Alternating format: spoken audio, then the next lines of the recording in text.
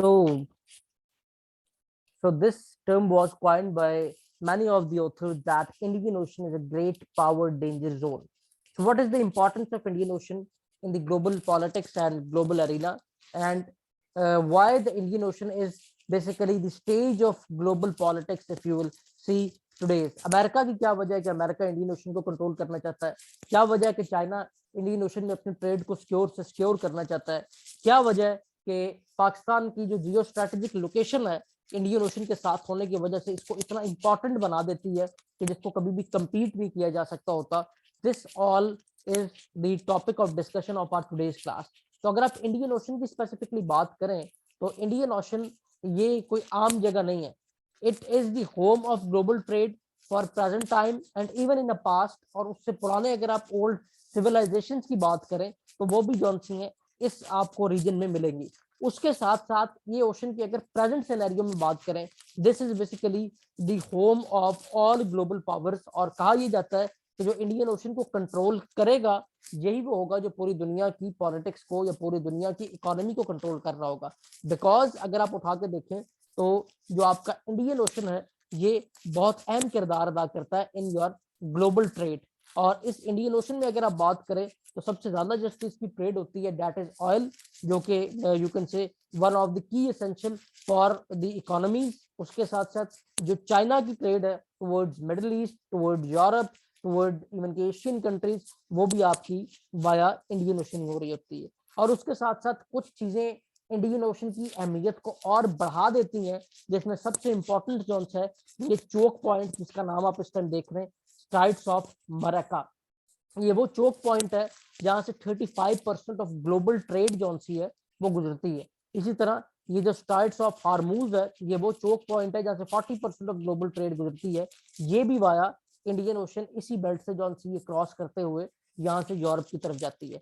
अब क्या वजह है कि चाइना इंडियन ओशन की में अपनी ट्रेड को मजीद सिक्योर करने के लिए सीपैक जैसे प्रोजेक्ट्स को यहाँ पे अलाइन कर रहा है?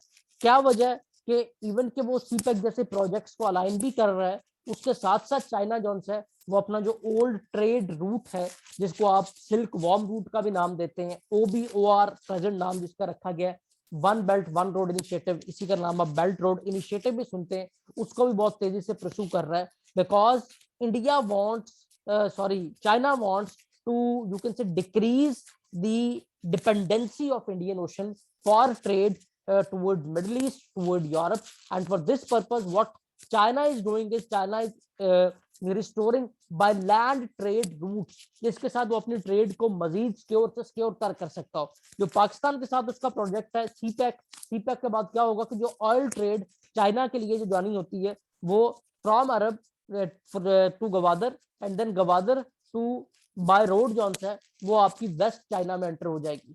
सिमिलरली यही वेस्ट चाइना से जोन है वो उनकी ट्रेड रूट डेवलप होगा फॉर यूरोप. तो ये वो चीजें हैं जो चाइना को मजीद मजबूत करेंगी. तो अभी अगर प्रेजेंट सिनेरियो में बात की जाए तो इंडियन ओशन में मजीद थ्रेट्स क्या है? Indian ocean is basically the home of 3 nuclear power. अगर आप यहाँ देखें चाइना भी यहाँ पे मौजूद है, पाकिस्तान भी मौजूद है, इंडिया भी मौजूद है. ये तो वो है जो डायरेक्टली यहाँ पे इंगेज है. इसके साथ साथ जो इनडायरेक्टली आर्टिफिशियली ग्रोन आइसलैंड के थ्रू या किसी थर्ड पार्टी थर्ड कंट्री के थ्रू इंगेज है, उसमें अगर आप देखें तो अमेरिका बहुत इंपॉर्टेंट रोल यहाँ पे प्ले कर रहा है. और उसने बहुत सारे जो उनसे अपने समुद्र में ऐसे पॉइंट्स बनाए हुए हैं जिससे बेसिकली वो कंट्रोल कर रहा होता है इस रीजन में ट्रेड को. उसके साथ साथ अगर आप हिस्ट्री को उठा के देखें, this is the home of largest failed state. यहाँ पे बहुत सारी जो फेल्ड स्टेट इसके आसपास आपको मिलेगी, क्योंकि यहाँ पे कामयाब होना कोई आसान बात नहीं है. और ये जो बात मैंने अभी आपको कही है, अगर आप इस मैप को उठा के देखें, यहाँ पे आपको यूएस की प्रेजेंस भी नजर आ रही है, यहाँ पे आपको जापान की प्रेजेंस भी नजर आ रही है, इंडिया की प्रेजेंस भी नजर आ रही है. Basically these countries are align with you can say the neighbor countries, or they are controlling any Iceland over here just basically to control the global trade. So why this ocean or specifically this region is named as a great power danger zone? उसके लिए अगर आप देखें तो Robert कैपलन की बहुत ही important statement भी है that this will be a center stage of 21st century power play in the Indian ocean. ये बहुत अच्छी राइटिंग है, इसको भी पढ़िएगा, आपको बहुत सारी इन्फॉर्मेशन मिलेगी।